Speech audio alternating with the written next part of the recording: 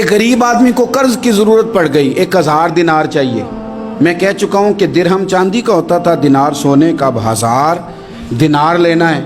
تو جس بندے سے اس نے کہا، اگرچہ وہ نیک بندہ تھا، اس نے کہا یار 1000 دینار دے دو۔ تو کہنے لگا کوئی گواہ ہے تیرے پاس؟ وہ کہنے لگا غریبوں کا گواہ کون ہوتا ہے؟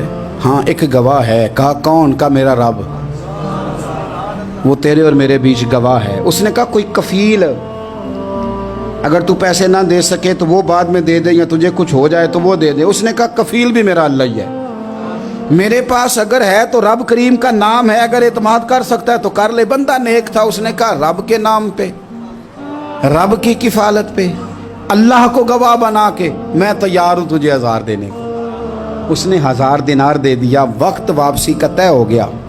وہ چلا گیا پیسے لے کے۔ اس نے پوری محنت کی کہ میں نے وقت پہ پیسے لوٹانے، پوری محنت بھی کر لی، اللہ نے مدد بھی کر دی، پیسے بھی اس تاریخ کو اسے مل گئے۔ بعض لوگوں کا تو لوٹانے کا دل ہی نہیں نہ ہوتا۔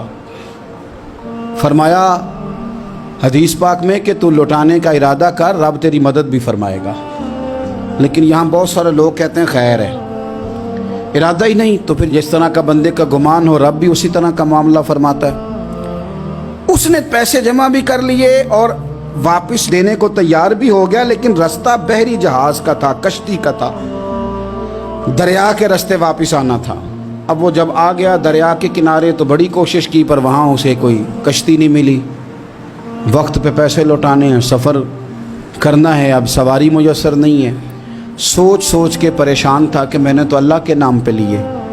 اچانک دل میں ایک تجویز آئی، اس نے ایک لکڑی لی، لکڑی کو اندر سے کھولا، 1000 دینار اس میں بھرا۔ بخاری پڑھ رہا ہوں، اور ساتھ ایک خط بھی لکھا کہ یار میں پیسے پہنچانا چاہتا تھا پر مجھے کوئی چیز نہیں ملی دریا کے اس پار آنے، اللہ کے نام پر تیری طرف روانہ کر رہا ہوں۔ اور یہ کہہ کہ وہ لکڑی دریا میں رکھ دی۔ وہ لکڑی ڈوب گئی ہے، واپس آ گیا۔ وہ جس نے پیسے لینے تھے وہ عین مقررہ وقت پر دریا کنارے آیا۔ صبح سے سرے شام تک اس نے انتظار کیا۔ دل ڈھلنے لگا تو دل میں خیال آ گیا کہ یار نہیں، اس نے دینے ہی نہیں، جھوٹا وعدہ کر گیا، پہنچا ہی نہیں وقت پہ۔ اب جب واپس لوٹنے لگا تو اچانک دریا میں ایک لکڑی تیرتی ہوئی دکھائی دی۔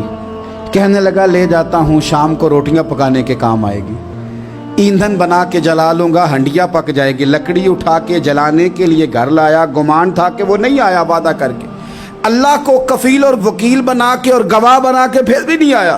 لکڑی لے کے گھر گیا، بخاری ہے، اور جب اس کو چیرا نہ کہ میں اس کی آگ جلاؤں گا، کھولا تو اندر سے 1000 دینار بھی نکل آیا، خط بھی نکل آیا۔ اب ذرا سمجھنا، اس کے دل میں بات کس نے ڈالی کہ تو لکڑی میں پیسے ڈال دے؟ اللہ نے۔ اس بندے کو مقررہ وقت پہ کنارے بھیجا کس نے؟ لکڑی صرف اسی کے ہاتھ آئی تو یہ بندوبست کیا کس نے؟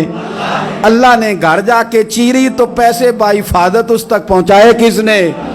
تو پھر ہمیں بھی توجہ اللہ کی جانب ہی کرنی چاہیے، ہمارے پہ دل کی توجہ رب کی طرف ہی ہونی چاہیے نا، ہمیں ادھر ادھر جانے کی، دیکھنے کی، بندوں پر غور کرنے کی ضرورت کیا ہے؟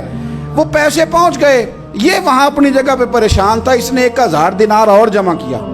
پھر دوبارہ ایک دن دریا کنارے آیا، کشتی مل گئی، بیٹھ کے اپنے اس بھائی کے پاس آیا، کہنے لگا دیکھنا مجھ پر بدگمان نہ ہونا، پیسے اس تاریخ کو بھی جمع کر لیے تھے، دریا پہ آیا تھا پر کشتی نہیں ملی تھی، پھر میں نے نا لکڑی میں ڈال کے خط ڈال کے تیری طرف بھیج بھی دیے تھے، لیکن آج میں پھر لے کے آ گیا ہوں۔ وہ کہنے لگا خوش ہو جا، جس رب کو تو نے میرا اور اپنا گواہ بنایا تھا اس رب نے میرے تک پہنچا بھی دیے ہیں۔